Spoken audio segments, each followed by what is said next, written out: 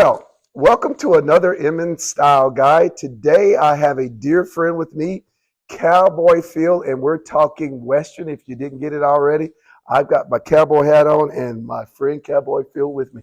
Welcome. Howdy. Right on. Cowboy Phil, tell us a little bit about yourself, man. Well, where do I start? I heard that. That's exactly what I was thinking. I'm going to start right here, right now, All right. in Knoxville, Tennessee, All right. at Marcus's fine menswear here shop, and we have a shop next door called Pioneer House. Julie Belcher, myself, and I'm slinging vintage Western wear over there, and it's a good match here with Marcus with the menswear, and I carry mostly men's vintage Western wear next door. So, so that's where I am here today. About 72 years ago, I started my interest in Western wear by my first Western suit. I got it when I was 4 years old at Christmas, and I have not fallen too far from that branch of the family tree since then. So that's so you got me on that one. I was curious of at what age did you start dressing like a cowboy? Yeah, well, Marty Stewart asked me the other day, he was here, and he said, Bill, when did you know? And I had to tell him, well, I was 4 years old. That's when I knew. I heard that. I was 4 years old, and that's when I knew that, that cowboy suit I got was, that's my direction. That was where I was going. And that's interesting. When I remember being in the second or third grade, and my grandmother, Joe Henderson, bought me a pair of cowboy boots. And actually, it was Green Elementary, which is Green Magnet now. And it's a black school, and I showed up in a pair of cowboy boots, and they were like, "What the hell is going on here?" Right? But I remember very few times feeling so proud wearing those cowboy boots, and so that's cool, man, that you've known that for so long. So let's talk about this, the the evolving of you from 4 years old and then from business and the whole deal, and then obviously there's a ton of stuff that I've got from Manuel and meeting him, Oh, and yes. you've got so many contacts. As a matter of fact, you helped me through a situation where I've got a guy getting ready for the CMAs, and you turned me on to Antonio in Los Angeles, and so. But let's talk about that, man. Through what was the perception and professional and just daily? How did people look at you through that years? Because I've had such a crazy career path, I've been able to pretty much navigate all that with during my time and space when I was brought up in the late 40s, early 50s. The Western craze was huge in America. Right on. The wave was tall with all the silent screen stars and movie stars, from Tom Mix to Hopalong Cassidy, Murray Rogers, Gene Autry. They were all now on TV, and they all had their shows, and so and the craze was everywhere. And so I was part of that craze, and then it carried up through high school. Pretty much, I was Levi's was a big deal. It came along. 501 jeans were really hugely popular by about 1960.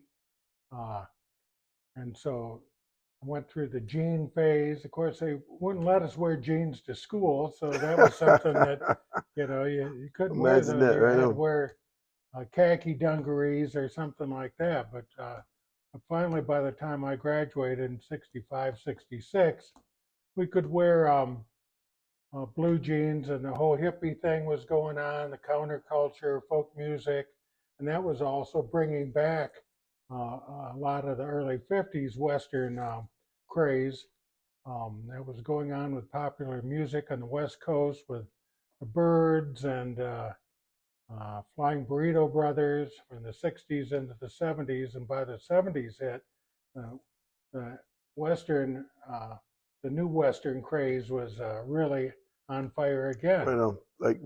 Like denim enthused, right? Right. Well, that's when Nudie, uh, Nudie Cohen, who Manuel, whose jacket I'm wearing today, Manuel worked for Nudie and married Nudie's daughter, Barbara, in 1965, Wow. 66.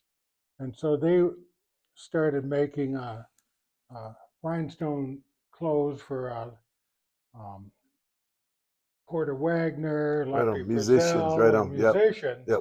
And that was really caught fire again. And then the West Coast guys kind of did their own interpretation of that. 10-4. Yep. So then the famous Flying Burrito Brothers nudie suits hit the popular culture and was a huge craze. So rhinestones were back. Rhinestones were cool again. It kind of went out of favor about 1961, 62 when the Beatles came to Came around. America Yes. Yep. Yep. and kind of changed. It was going real good for Americana, and then the English invasion came and kind of changed everything until we had the West Coast. That cowboy saved us and brought back the culture. Right on. Right on. So, and kind of spanning that, like it's amazing how fashion kind of just does a cycle, right? Oh, yeah. And so now it's interesting. You helped us do our Show Your Love fashion show last year, Right. and it's crazy how now Western is back like with a force, right? Like it's Huge crazy, again, right? huge It is. again. Right on. And through all this time, I was collecting and wearing and watching it all evolve and how I would, because in the 60s I could still go to a Western shop and buy a beautiful gabardine shirt, an embroidered shirt for $15-20, a beautiful shirt, Oh, wow. which today I sell for $250-300 as vintage. That's crazy. And so let's talk about that. So you've always been a cowboy, but you then turned it into a business. And so now that's what you do. You style artists from, Drake, I've heard, and you constantly have country musicians coming in. And when they pass through Knoxville, they make it a point to. So when did you go in business, actually started to sell Western wear? It was kind of a little side hustle in the 2000s. And then when I met Julie Belcher, she had a shop downtown on Gay Street. So she gave me a little space there where I could take some of my passion and collection and hang it out and Very cool. start selling it to the public. So that was about 2012. About 12 years now. Wow. I've been cool. in the business of styling and being a destination for folks that want to get some really nice Western wear. Some cool gear. Fancy stuff. Yes. So let's talk. I can't imagine because every time I see you, you're decked out. So just guesstimate.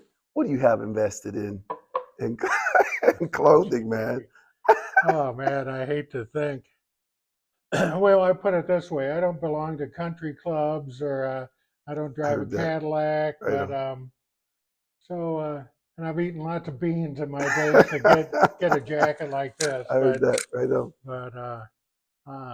But this jacket today, Manuel would probably charge $7,000 or $8,000 to make this and make this for a country western star to be in the CMA Awards or something like that. So I would have to say hundreds of thousands of dollars. Right on. Right on. Boots and hats and wardrobe and everything else. And it's quite an extensive collection. So yeah, you do. You have, I must say, I mean, here at the shop, and then I'm sure you've got, I can't even imagine what your closet looks like. So tell me your favorite experience or your best experience with someone you're styling.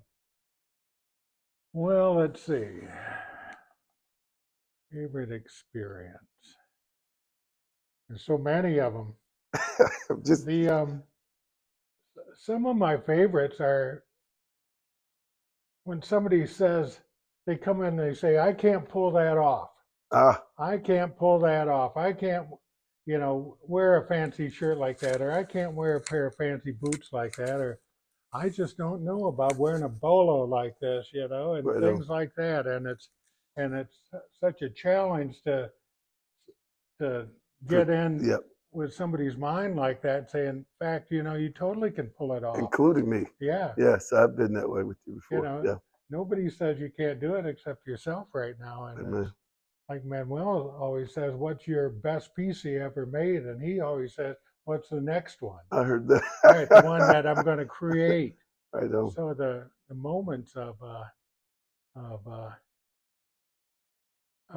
being with somebody that's just kind of figuring it out in their head of who they are and And making them where I'm smile and going to go go. like, Yeah, yeah, right on. because I think back of myself and being a insecure kid with a brush cut and overweight and a speech impediment and all Right the on. flat feet and all these things that that cowboy shirt got me through a I lot. heard that. So Right on. it's a little piece of confidence, but button snap shirt or a smile pocket shirt or a button shirt like this, man, that's as Americana as you can get. And that's one of the things I respect you for is you don't just wear it. You've got so much history and knowledge about where it came from and that whole deal. And that's really rare. I mean, Yeah. people don't generally, you know, fall in and educate themselves about fashion and the culture, but you definitely have that Well, going that's on. that's the history of it is so interesting to me, and it's still an unknown story. Now, one of the things I did bring here is a book called Avant, and this was put together by it's called an anthology of Western wear, and is put together by a author, a fashion writer in Paris, and he saw a lot of what I do on Instagram and contacted me and said, "Oh man, can Oh you wow, help me right on. put this book together?"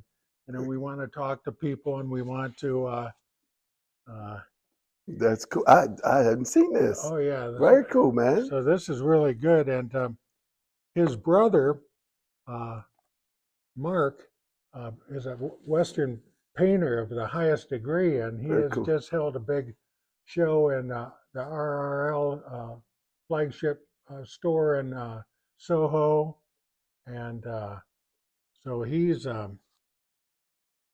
combined. His brother has Yep. moved here to Scottsdale, Arizona, and Taos, New Mexico, and then Eric, who's done this book, is really a good resource. And there are, and this is the best book that's come out in probably last 15, 20 years on Western wear and style.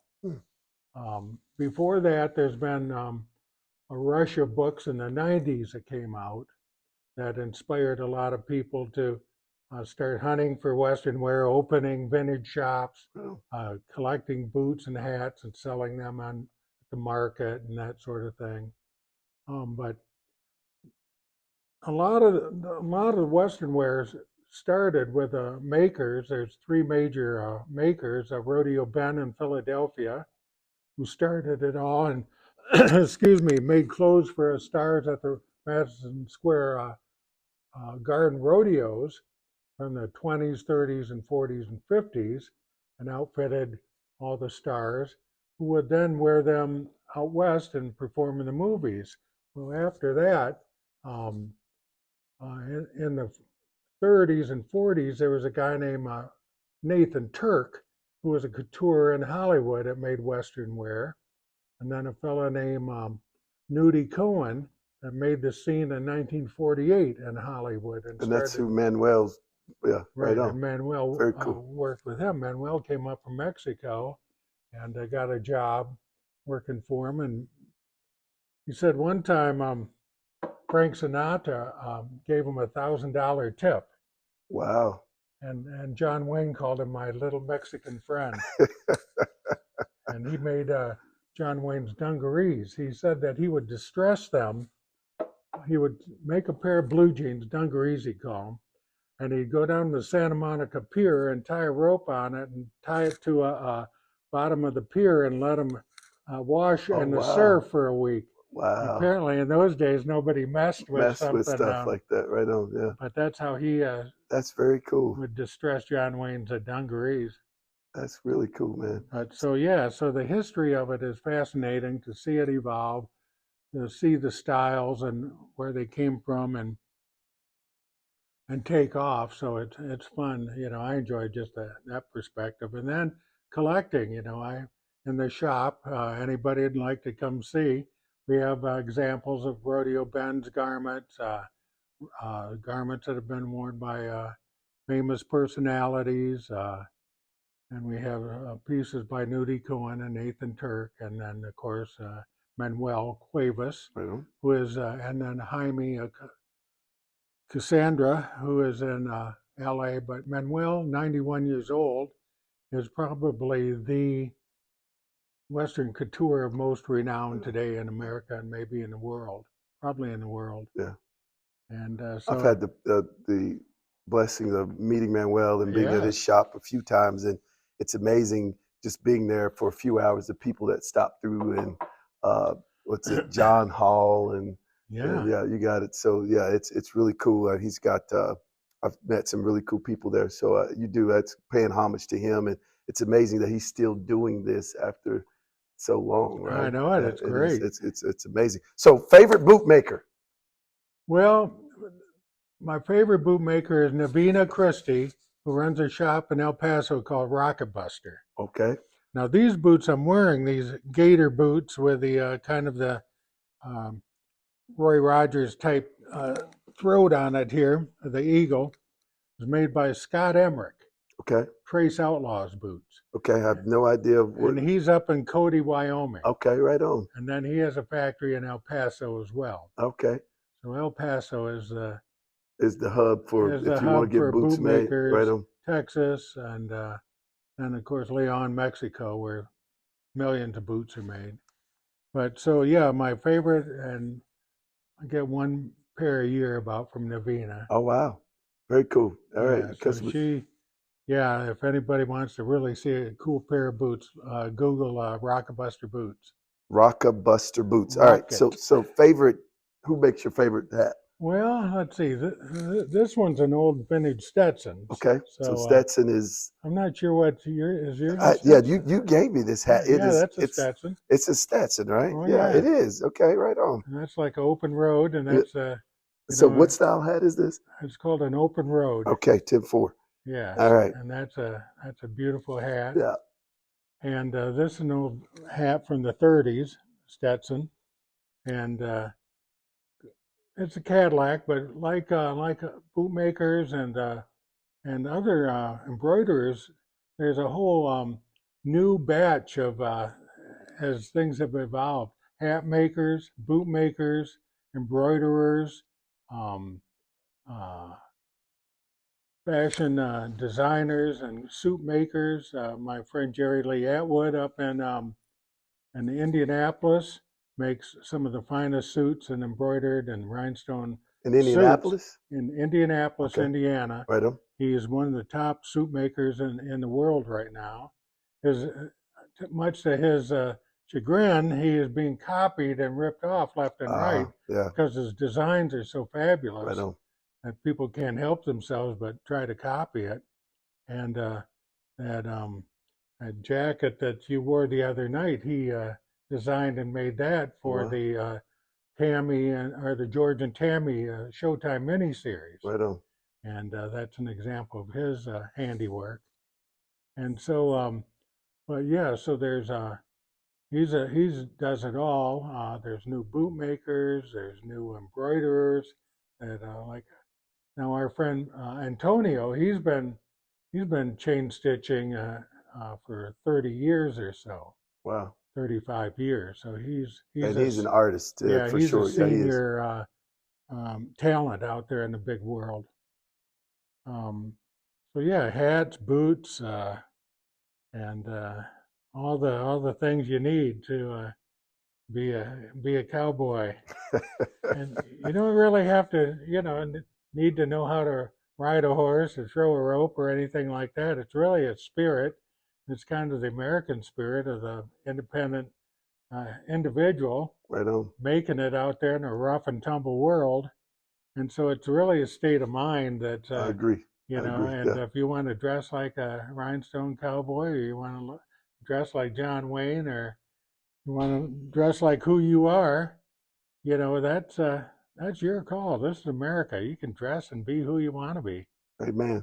Well said, my friend. Well, thank you, Cowboy Phil, my dear friend. A lot of knowledge. I feel like I could sit here and talk to you all night long. Maybe we'll get a chance to do this again, but I appreciate you, man, and I love your style, brother.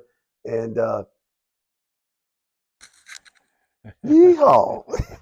That is it for this session of M and Style Guide. We'll see you next time. And hey, find the cowboy in you and have an amazing day.